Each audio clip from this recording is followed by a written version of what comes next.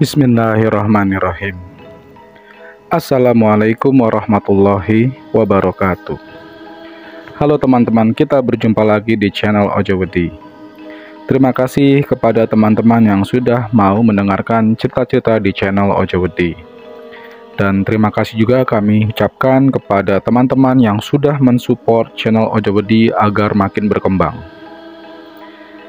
Teman-teman, kita akan bercerita lagi hari ini.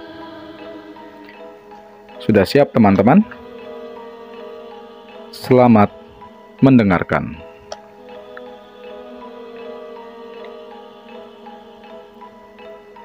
Aku baru saja pindah ke kota ini. Ayahku dipindah tugaskan dari kota A ke kota B. Maaf ya teman-teman, nama kotanya kita samarkan. Ketika itu, aku baru duduk di kelas 11. Aku harus beradaptasi lagi dengan sekolah baruku. Padahal dulu waktu aku di kelas 10, aku sudah punya banyak teman.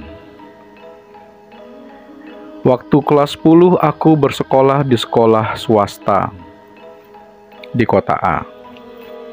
Dan kini aku harus bersekolah di sekolah negeri di kota B. Terus terang, pola pergaulan di sekolah swasta dan di sekolah negeri sedikit berbeda. Range teman-temannya, range ekonominya, cara bergaulnya, cara bicaranya, semua berbeda. Jika dulu di sekolah swasta, kami adalah anak-anak dengan kondisi ekonomi menengah ke atas, sedangkan di sekolah negeri, kondisi ekonomi menengah ke bawah lebih mendominasi.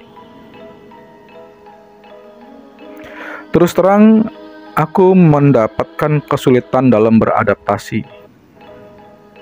Bukan karena aku sombong atau aku merasa aku lebih dari mereka, tapi lebih kepada aku tidak bisa mengikuti gaya pergaulan mereka yang menurutku lebih lepas, lebih santai, dan bahkan cenderung lebih sedikit urakan. Kesulitan beradaptasi ini membuatku menjadi sedikit menyendiri. Di beberapa minggu awal aku bersekolah, selain teman-teman sekelasku, aku belum mempunyai teman lain. Semuanya hanya sebatas mengenalku sebagai anak baru di sekolah itu. Karena aku banyak duduk menyendiri, lalu timbullah sebuah stereotip bahwa aku adalah anak baru yang sombong, yang tak mau bergaul, yang merasa lebih daripada teman-temanku yang lain di sekolah itu. Aku tidak punya kekuatan untuk mengcounter hal-hal negatif yang ditunjukkan kepadaku. Jadi aku hanya membiarkan saja dan tetap menikmati hari-hari sendiriku di sekolah. Aku istirahat sendiri, aku keliling-keliling sekolah sendiri. Kebanyakan waktuku ketika istirahat aku habiskan di aula. Aula sekolahku itu adanya di lantai 2. Aula sekolahku itu cukup besar, karena di dalam aula sekolahku itu dijadikan sebagai ruangan olahraga indoor. Kami bisa bermain basket dalam aula itu. Kami juga bisa bermain olahraga-olahraga lain yang bisa dilakukan dalam ruangan jika keadaan tidak mendukung untuk melakukan olahraga di luar ruangan seperti ketika musim hujan. Tentu saja di aula itu cukup luas dan cukup tenang, karena kebanyakan siswa ketika istirahat mereka menghabiskan waktunya di lapangan sambil nongkrong bareng-bareng, makan bareng-bareng, ngobrol, bernyanyi-nyanyi, ataupun yang lain-lain. Sedangkan aku benar-benar menikmati kesendirianku, terasingkan. Hingga pada satu hari aku mendapati ada satu murid yang juga ada di dalam aula itu. Aku pikir dia sepertinya murid baru juga, karena aku juga baru lihat. Setelah beberapa minggu aku di sini, baru kali ini aku melihatnya.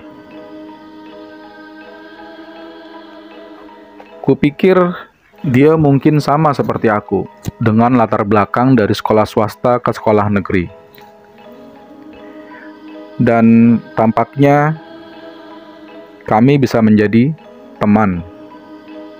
Karena begitu aku melihatnya, ia seperti mengerti apa yang kurasakan dan aku seperti mengerti apa yang dia rasakan.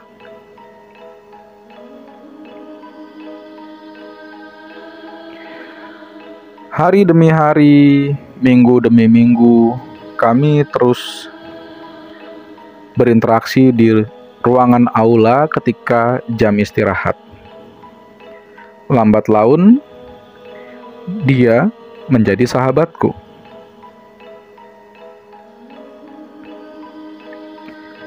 Ternyata dia orang yang sangat atletis. Tubuhnya tegap, tingginya lumayan, kulitnya bersih, dan potongan badannya itu seperti atlet. Kami sering menghabiskan waktu di jam istirahat itu dengan bermain basket one on one. Lama-kelamaan kebiasaan kami main basket itu diperhatikan oleh teman-teman yang lain. Mungkin karena suara dentuman bola di dalam aula menggema dan mendengar ke seluruh ruangan dan keluar ruangan. Hingga satu persatu, sedikit demi sedikit, mulai banyak teman-teman kami yang memperhatikan dari luar aula. Mereka memperhatikan aku yang sedang keasikan bermain basket dengan sahabatku setiap jam istirahat. Oh iya teman-teman, sahabatku itu namanya Bowo. Aku yakin Bowo ini juga cukup digemari banyak wanita, karena aku perhatikan juga banyak anak-anak wanita yang suka memperhatikan aku dan Bowo ketika kami sedang bermain basket di jam-jam istirahat. Lama-kelamaan, kebiasaan kami ini seperti menjadi tontonan rutin teman-teman. Sehingga seperti kabar burung yang menyebar dari mulut ke mulut, setiap jam istirahat ketika aku bermain basket, ada saja yang memperhatikan kami sedang bermain basket. Aku dan Bowo. Tapi pada hari ini aku menangkap keganjilan pada muka teman-temanku di sekolah. Setelah beberapa kali aku menyaksikan mereka melihat bermain basket, baru kali ini aku bisa melihat bahwa sepertinya mereka berbisik satu sama lain, seperti menggunjing aku ataupun sahabatku Bowo. Entah kenapa aku merasa kesal sekali. Dalam hatiku, aku seperti menggerutu. Sudah kalian tidak mau main denganku? Sekarang aku main dengan sahabatku, kalian bicarakan.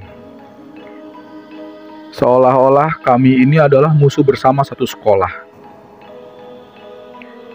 Dan makin aku perhatikan, wajah-wajah mereka itu seperti meledek, seperti berbisik lalu tertawa. Seolah-olah ada yang aneh dengan kami berdua. Lama-kelamaan aku tidak tahan. Ketika sedang asik bermain basket, ketika aku memegang bolanya, dengan marah, aku banting bolanya ke lantai aula dengan sangat keras hingga suaranya menggema dengan besarnya. Mereka pun kaget mendengar itu. Lalu dengan marah, aku menegur mereka. "Woi, kenapa lo ngeliatin gue kayak begitu? Lo gak suka gue main basket sama sahabat gue? Kalau lo gak suka, gak usah ngeledek, gak usah ngetawain orang, gak usah nyinyir. Give me peace. Gue lagi seneng main basket sama sahabat gue di sini. Lo gak usah ganggu." Rupanya teguranku itu bukan sesuatu yang dianggap serius oleh mereka. Setelah selesai aku mengatakan kalimat itu, mereka serta-merta tertawa terbahak-bahak. Dan tanpa dikomando, mereka semua menunjukku, bahkan ada juga yang menggunakan gestur telunjuk di dahinya setengah miring dengan mengatakan, "Gila lo, gila. Dasar lo gila." Aku yang tidak terima, aku makin marah. Lalu aku berteriak, "Lo yang gila. Kenapa jadi gue yang gila? Lo yang gila. Lo yang tiap hari ngomongin gue. Lo yang tiap hari ngeledekin gue. Lo yang tiap hari nyinyirin gue sama Bowo."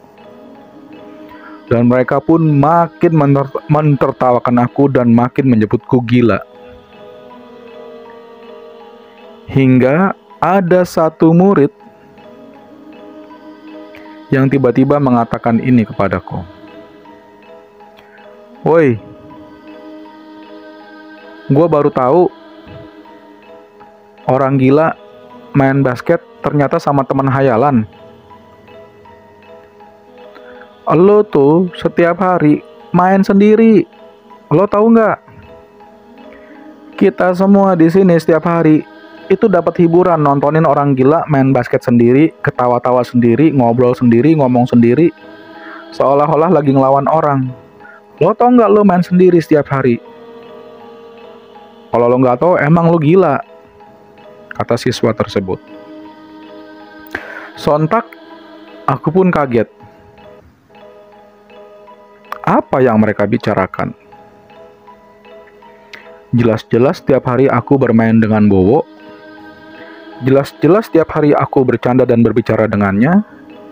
Jelas-jelas setiap hari aku turun dari aula masuk ke kelasku dan dia masuk ke kelasnya. Aku di 11A, dia di 11F. Dan kami terus berulang melakukan hal itu setiap hari selama beberapa minggu terakhir ini.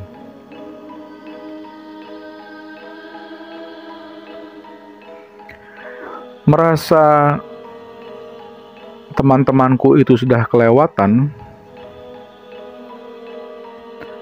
aku pun melempar salah satu dari mereka dengan bola. Hingga akhirnya terjadilah pertengkaran dan pertarungan. Baku pukul dan baku hantam, ku lepaskan seolah-olah itu semua adalah emosiku yang tertahan selama sekolah di sekolah ini. Hingga kejadian itu terdengar oleh para guru dan aku pun dibawa ke ruang BP dengan temanku yang berantem itu. Di ruang BP, guru BP menanyakan kronologis tentang apa yang terjadi. Aku ceritakan bahwa aku tidak suka di sekolah ini. Karena aku merasa diasingkan, karena tidak ada yang mau berteman denganku. Dan aku bersyukur hingga kemudian aku punya sahabat baru bernama Bowo, dan kami mempunyai kesukaan yang sama, dan kami juga sering menghabiskan waktu bersama di jam istirahat. Mendengar nama Bowo, guru BP ku tiba-tiba mengernyitkan dahinya, memandangku seolah ada tanda tanya besar di dalam hatinya. Bowo? Lalu guru BP ku bertanya kepadaku, Bowo siapa ya? Pertanyaan itu sungguh membuatku terkejut. Lalu aku katakan kepada guru BP ku, Bowo kelas 11F, Bu.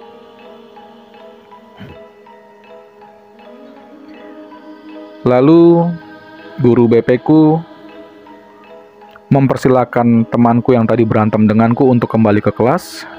Lalu kemudian ia menyuruhku menunggu. Tidak lama guru BP itu kembali dengan kepala sekolah di sekolah kami, di sekolahku. Sebut saja namanya Bu Renti. Bu Renti masuk setelah mendapatkan informasi dari guru BP tentang kisahku, dan Bu Renti duduk dengan perlahan dengan muka penuh kekhawatiran sambil memegang pundakku. Bu Renti lalu bertanya, Niko benar bersahabat dengan Bowo? Aku mengangguk. Niko benar setiap hari main basket sama Bowo? Aku mengangguk. Bowo kelas 11F, kata Bu Renti. Aku pun mengangguk. Lalu Bu Renti mengeluarkan buku absen kelas 11F. Lalu Bu Renti membacakan seluruh siswa yang ada di kelas 11F. Dan tidak ada satupun yang bernama Bowo.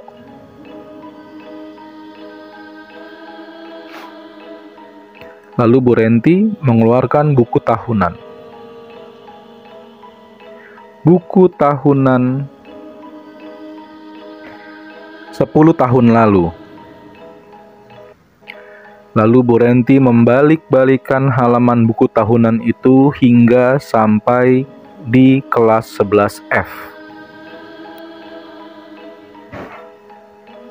Bu Renti pertunjukkan kepadaku satu persatu murid-murid yang berfoto, hingga pada satu murid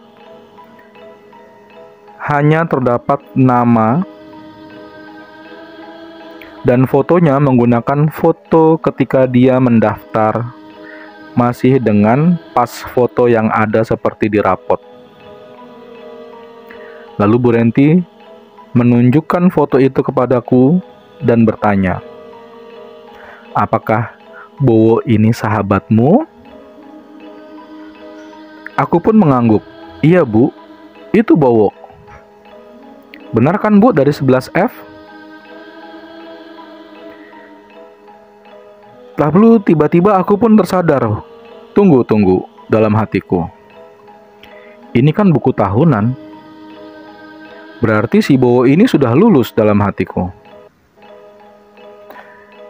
Bu Renti seperti bisa menangkap bahwa aku mulai tersadar. Lalu kemudian Bu Renti mengatakan ini kepadaku. Niko, dengar ya nak. Bowo ini angkatan 2005. Dan kamu adalah angkatan 2019. Kalian terpisah jarak 14 tahun. Jika Bowo ini masih hidup, maka umurnya dia sekarang berkisar 30-31 tahun. Kata-kata Bu Renti tentang jika dia masih hidup itu seperti aku tersambar kilat di siang hari bolong di tengah cuaca yang cerah.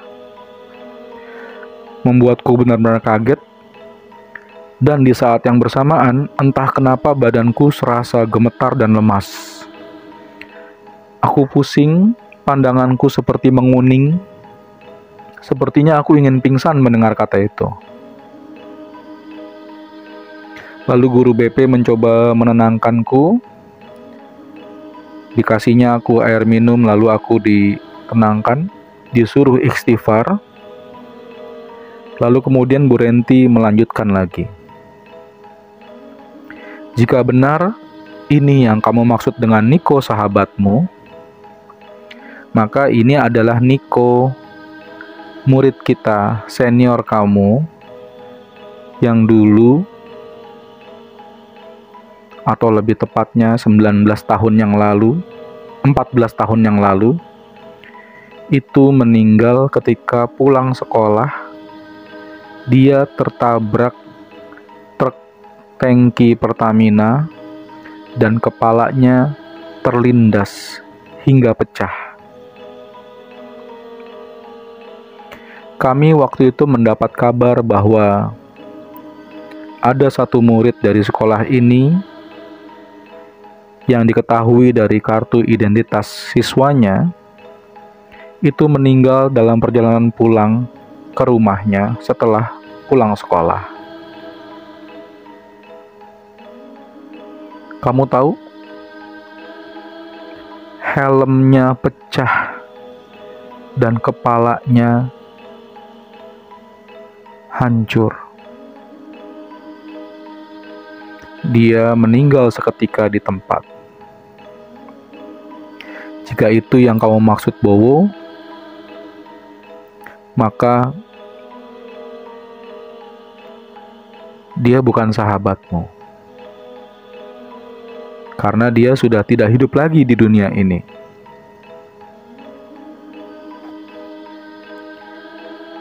Entah kenapa aku makin kehilangan kekuatan dan tiba-tiba saja aku pun pingsan.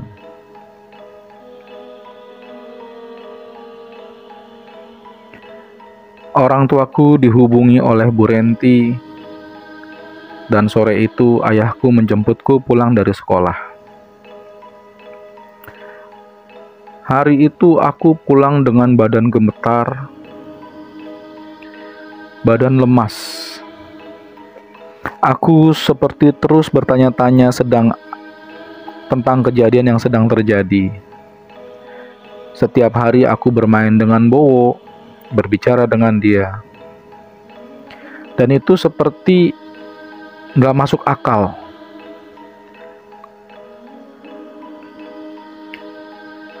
Esok harinya aku masuk seperti biasa. Tapi kali ini aku tidak ke aula. Seluruh sekolah sudah tahu tentang ceritaku. Mereka semua seperti berempati kepadaku. Semua mencoba untuk menegurku, semua mencoba untuk berteman denganku. Tapi setiap teman yang aku lihat, aku seperti melihat jangan-jangan mereka juga sama seperti Bowo. Aku terus-menerus menghindari aula. Dan aku mencoba untuk berteman dengan yang lain, bergabung dengan mereka di lapangan. Tidak jarang setiap hari mereka menanyakan perihal yang terjadi. Menanyakan apakah aku takut, apakah aku diganggu, segala macam. Aku bilang sampai hari ini semua baik-baik saja.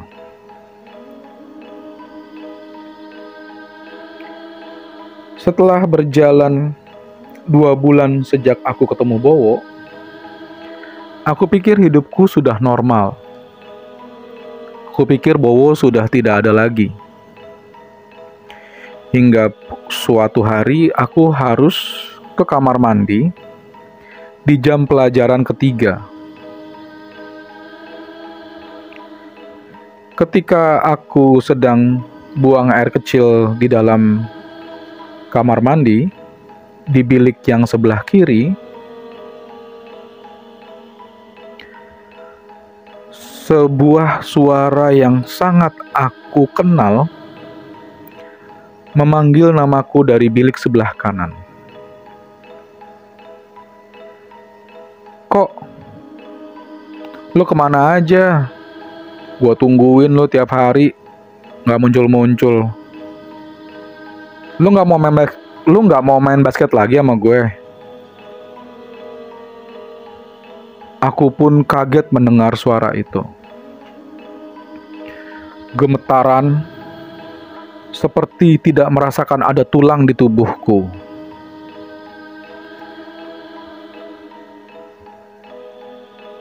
Pipis atau air seni yang tadi aku keluarkan, kali ini keluar lagi dan tak tertahankan hingga menembus celanaku. Aku ingin berteriak tapi tidak mampu, ingin berlari tidak punya kekuatan. Suara itu kembali menegurku. "Nick, ntar istirahat kita main basket lagi ya."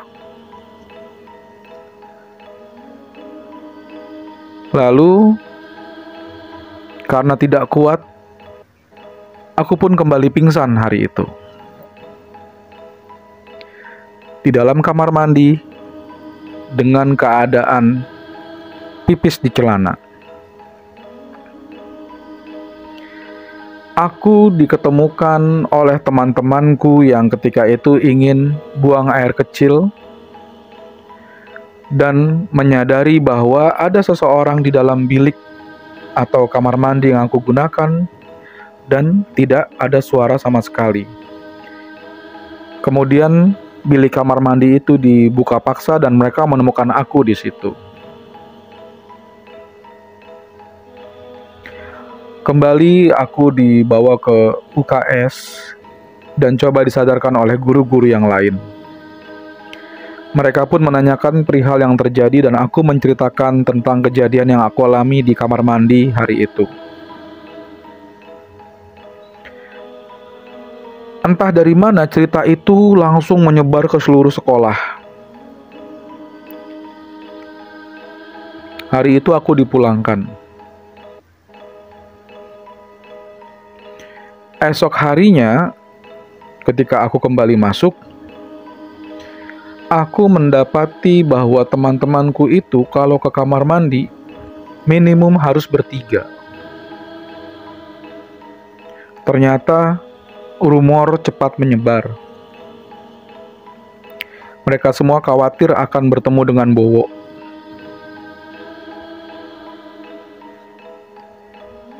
Aku pun begitu. Kalau aku harus ke kamar mandi, aku mengajak teman-temanku. Hari itu tidak ada insiden di kamar mandi. Semua baik-baik saja. Namun, ketika sedang ulangan bahasa Indonesia, aku entah kenapa mencium bau bangkai yang sangat kuat. Aku pikir ada bangkai dari entah binatang atau sesuatu dari luar angin yang terbawa ke dalam kelas. Aku mengendus-enduskan hidungku, mencari ke sekeliling. Aku lihat teman-temanku seperti tidak ada yang terganggu dengan bau itu. Aku seperti merasakan apa hanya aku yang mencium, yang lain tidak. Aku terus mencari-cari sumber bau. Alangkah kagetnya, ternyata sumber bau itu berada tepat di belakangku.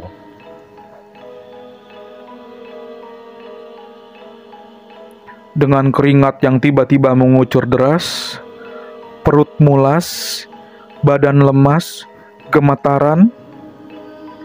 Di belakangku ada suara berbisik.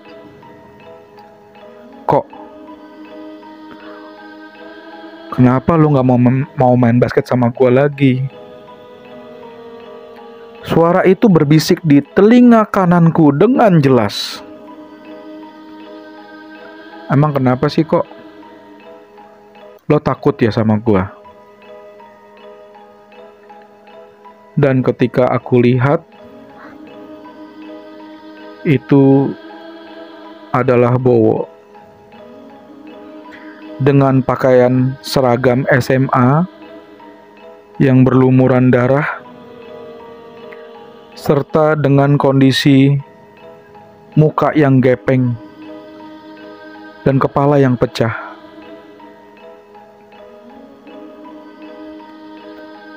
Aku tiba-tiba berteriak di kelas dan kembali pingsan. Karena bagiku itu sesuatu yang sangat menyeramkan. Sekolah kami heboh lagi. Kejadian demi kejadian, rentetan kejadian ini benar-benar membuat sekolah kami dalam keadaan siaga 1, takut akan sosok Bowo. Tapi mereka semua pada satu kesimpulan bahwa Bowo hanya menggangguku atau bermain denganku, tidak dengan yang lain. Hingga akhirnya aku memutuskan tidak mau masuk sekolah lagi. Aku memaksa kedua orang tuaku untuk dipindahkan dari sekolah itu. Aku memohon agar aku dicarikan sekolah baru. Mendapati kenyataan bahwa aku tidak mau bersekolah lagi di sekolah itu, dengan alasan yang cukup kuat, ayahku serta pihak sekolah membantuku untuk mencari sekolah baru. Guru-guru sangat kooperatif dalam proses perpindahanku. Di sekolah baruku, aku merasa sepertinya semuanya sudah baik-baik saja.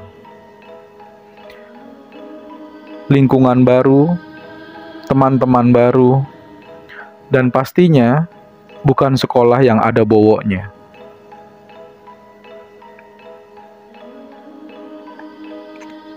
Tapi aku harus mendapati kenyataan. Ternyata Bowo selalu menungguku di lapangan basket ketika jam istirahat. Walaupun itu di sekolah baru.